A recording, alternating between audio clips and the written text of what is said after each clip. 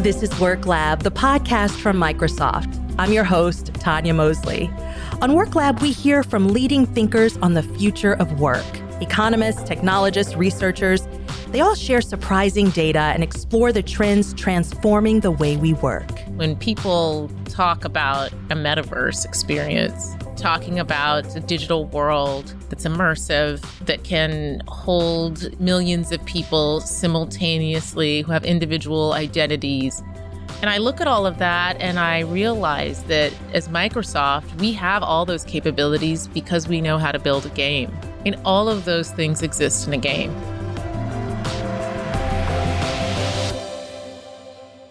That's our guest, Sarah Bond, Corporate Vice President of Xbox at Microsoft. This week, she talks to us about games, or more specifically, what games have to teach us about the future of work. Today, 3 billion people on the planet play games, which have a unique and powerful ability to enable collaboration, break barriers, build rapport, spark imagination, and create empathy. Gaming allows strangers to come together and work as a team to achieve a goal, even if they don't speak the same language, have never met, live in a different part of the world, or have different abilities. As companies explore new ways to enable teamwork, including forays into the metaverse, they can learn a lot about how to best proceed from games.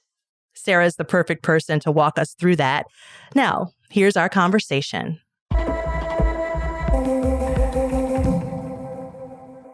Hi, Sarah. Hi. 3 billion people play games right now. I mean, there is so much community building that happens within gaming. We were talking about and thinking about what gaming can teach us about the future of work. And I know that you've been thinking a lot about that as well. You know, there used to be a time in gaming where the device was the center of the experience for the user. It would be about the console you bought, the PC that you configured. That paradigm was built on a set of technical limitations that existed from when gaming really started to take off as an industry. A lot of those limitations actually don't exist anymore, and we're just sort of carrying forward that paradigm. People really want to be able to play the games they want with the people that they want, where they want. I think the same is really true for how people want to work, right? It used to be that you had to come into the office to collaborate with people. The tools, the technology, the services just weren't there to replicate the experience. I think that there's so much about how we're seeing work change, the idea that you can collaborate at any time in any space, synchronously, but also asynchronously using the tools we create. That's very similar to what we're seeing happen in gaming. How did you come into this job? Can you share with us a little bit about your career journey and what led you to this role? Well, you know, I always played games growing up. It was a big part of my upbringing. My dad and I, the first game I can remember playing with him was King's Quest II when I was 6 or 7 years old. And, you know, after college, I pursued a career up through the business side, but really focused on consumer tech. I worked at McKinsey, I went to business school, and then I spent a good amount of time working at T-Mobile. I started as the chief of staff there, and then I led strategy, and then I ran business development, and then I got to a point where I was running a few businesses. Then at that point, I got the opportunity to come to Microsoft. And after I'd been at Microsoft for a few months, the role leading business development for gaming came open. And it just really clicked for me to take that role, especially considering how much work I had done in consumer tech throughout my career, and also that I had grown up playing games. And I led that team for about 2 years, and it was a fantastic experience. And after about 2 years in that role, you know, we were looking at the opportunity and we realized that it was really important that we talk to game developers and creators as Microsoft in a way that was really tailored to their needs. And that based off of everything we knew at Xbox, it was important to center that in Xbox. So in addition to all of the responsibilities I had leading the commercial relationships with game developers, I also got responsibility for all of the technical tools and services that we build to meet their needs. At Microsoft, has been thinking very deeply as well about the metaverse, something that we've been talking about over the last few years as a place to live and work, essentially. I mean, an example of this is creating digital offices to connect with colleagues, as you say, who are all around the world. What are you most excited about in this space? Well, what I'm most excited about is when people talk about a metaverse experience. They're talking about a digital world that's immersive, that can hold, millions of people simultaneously who have individual identities and wallets and histories. And I look at all of that and I realize that as Microsoft, we have all those capabilities because we know how to build a game. And all of those things exist in a game. That's what Forza is. That's what Halo is. That's what Minecraft is. And so I'm really excited because we are in such a beautifully unique position to take the things that we've learned in the gaming industry about how to do that and how to do that in a way that's secure, that respects privacy, that has parental controls and real thought and care in how it's executed and infused in it, because we've already learned all of those things as part of the gaming industry. Right. I mean, and building that connectivity, one interesting phenomenon, as you mentioned, is how online multiplayer games encourage collaboration between two people who have never met each other in person. We see that with Minecraft and other games like that, but also folks who don't speak the same language. So many industries are navigating ways, as you said, to improve remote work specifically. What can business leaders take away from the success of collaboration in gaming? It really is the only media form where you can do something with someone and accomplish something in coordination with them. You may have never met them. You don't necessarily speak the same language. You don't even know what they look like. That's very powerful. And I think important in today's society where the breadth of the different cultures and experiences that we encounter is wider and more varied, and in some ways more difficult to process because of that than it ever has been before in human history. And so when I think about that in business, so much of what we're doing and the things that we invest in are to enable that exact same experience, to take down barriers like time zone and auto translate that makes people well understood. It allows so many more perspectives and also new opportunities for collaboration across distances and across a range of capabilities that before wasn't possible. You believe games can foster empathy. I do. I think empathy comes from not just understanding the position that someone else is in, but feeling an emotion about it and being compelled to act on that emotion. And when you're playing a game, you have to go through that whole cycle. You have to understand the situation, and then you make a choice. And so very uniquely, when you're playing a game, either it's because you're collaborating with someone who you may otherwise not have met, or if it's because you're experiencing a story from a perspective that's unique to you, there's a level of empathy and shared understanding that can come from a gaming experience that is quite beautiful.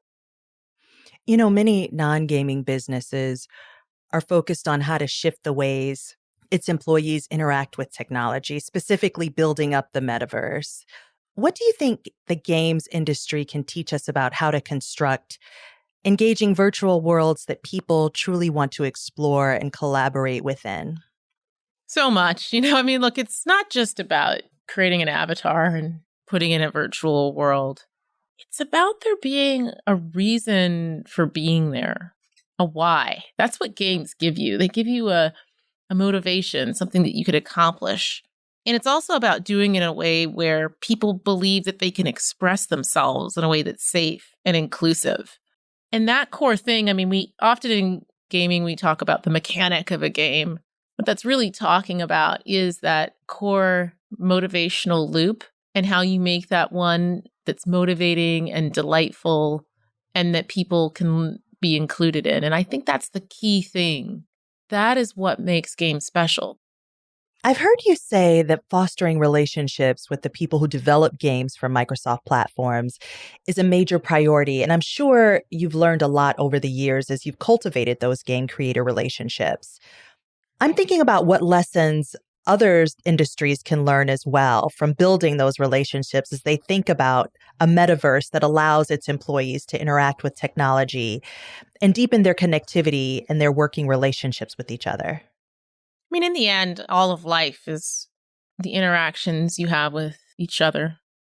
As much as I think people like to talk about business, Yeah. being about optimizing a set of dollars and cents, the real value comes from the people who make the choices, who build the visions, and drive the execution. In the case of game creators, we take it very seriously that we push the boundaries of making it possible for us to have a relationship with, and for it be possible for any creator to bring their game to Xbox. And I want the people to build those experiences to represent all of the people in the world, not just people who are like me or have the same views. So building those relationships, but really extending them and making it possible for anyone who wishes to create a game and bring their story to the fore through that medium is important, to run a good business. But it's also important when we think about the impact that gaming can have on society.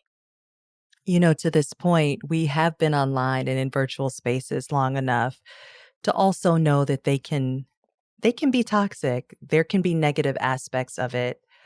What can the game industry also teach metaverse builders about encouraging positive interactions? We've spent so much time on this. It's so important to us. I mean, we have the phrase, when everyone plays, we all win. And that doesn't just mean that someone can actually play. It means that you can enjoy it, that you go away feeling positive and wanting to go back. And we see consistently that if somebody has a toxic or negative experience on our platform, they don't want to go back. It doesn't matter. All the other stuff goes away if you went to go have a fun time and you come away hurt. And so we do a lot of investment in creating the tools in the community that creates a positive gaming experience for people. We do it in our policies. We're super clear about our code of conduct and how we want individuals to behave. We do it in the investments that we do in tech to monitor what's going on, in parental controls and settings that you can set so that you can go into spaces and feel comfortable. And we also do it in the community itself. I mean, one of the most beautiful things about the Xbox community is that we're so clear about our intent. We're so clear about what we want individuals to experience that when that doesn't happen, the community will actually help self-regulate, will let us know when something is going on to ensure that we actually build on that experience and are able to deliver it. And I think it's all of those things, just continually iterating and investing in them and taking it very seriously, that's important for us to bring to metaverses as they start scaling around the world. You believe that playing games can stimulate the brain and encourage a growth mindset, which is from the influential book by Carol Dweck. When you think about what Carol Dweck is really saying in her book, it's the idea that if you put in effort, it will lead to a different result. It turns out a game perfectly embodies this idea. If you start out playing a game, this is my experience frequently, I have no idea what to do. I get in my character, I do a couple things, I die, or I get frustrated, or I can't figure out a puzzle, and the level seems impossible. But then I come back, and I try again, and again, and again.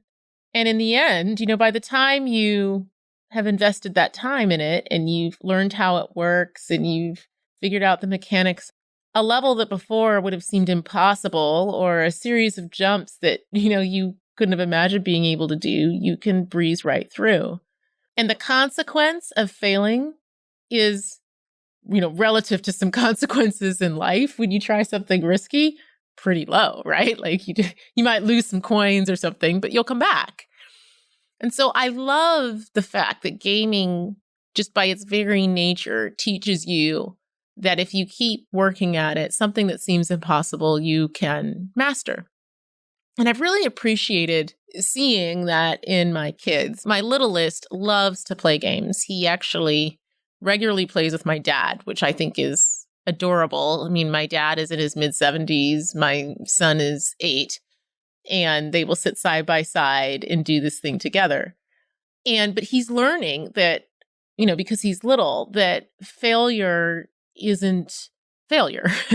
Like that if you get something wrong or you mess up, that it doesn't define you. And he'll have a reaction. He'll be like, oh, but I messed up. And he's crying and everything. Yes. And then I'm like, well, no, like get back up and try again. And he's like, I can? Yeah, you can. And so I see him learning and growing through the experience of a game and therefore being more willing to take risks or try new things in real life because he's already built that confidence that applying himself can lead to a different result. Yes, I've actually seen this as well firsthand with my 9-year-old who builds worlds with his friends and cousins within Minecraft, which makes me wonder about what skills do you see forming for these kids who have grown up creating these virtual worlds or grown up gaming and building on this idea of a growth mindset? Well, when I was a girl, I had 2 phone numbers memorized. I think 3, actually. I had my own phone number memorized. I had my first best friend's phone number and my second best friend's phone number. And I would probably call them in about that order. And the idea of maintaining a friendship when I moved away that didn't involve seeing someone in person every day was completely foreign and impossible. So I think the number one thing, honestly, that kids are learning from gaming is the definition of a relationship and what it means and how you can engage with someone transcends being in person. And I really see my daughter, my son, their ability to connect with and identify with people over many, many mediums is very, very different than I think our generation that just didn't grow up building bonds in that way. The forms of collaboration in games can be very ambitious and intricate and require extraordinary levels of collaboration. What can leaders and people managers learn from looking at multiplayer games specifically, like esports, for instance? Let's give Overwatch as an example. Overwatch has different types of characters that you can play. It's a team game, so you play as a team, but you pick a different type of character, and that characters have different abilities. There's some that are healing abilities, or some that are really fast, They have different weaponry that are associated with them. And when people first started playing Overwatch, they didn't realize how much this mattered. But it turns out that a team has a better chance of winning if you have the right variety of characters adopted. Now, the game is built that way. That's how they built it. They didn't have to build it that way, but I appreciate they built it that way. Because that is a wonderful lesson for all of us as leaders, because that's actually how the real world works. Sounds like I've got to start playing more games. You never know what you might find out. Yes. Sarah Bond, thank you so much for this conversation. Thank you. It was wonderful to connect. Thank you for having me.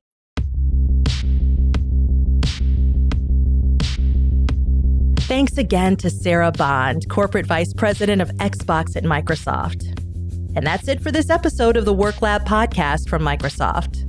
Please subscribe and check back for the next episode of Work Lab, where I'll be speaking with Versha Sharma, Editor-in-Chief of Teen Vogue, about the wants and needs of Gen Z employees entering the workforce.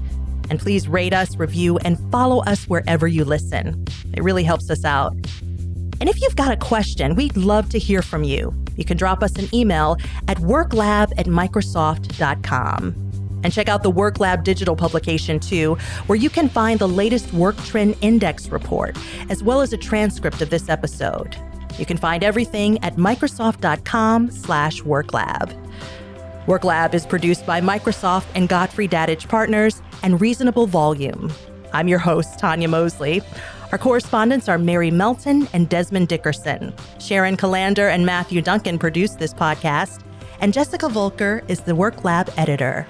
Thank you for listening.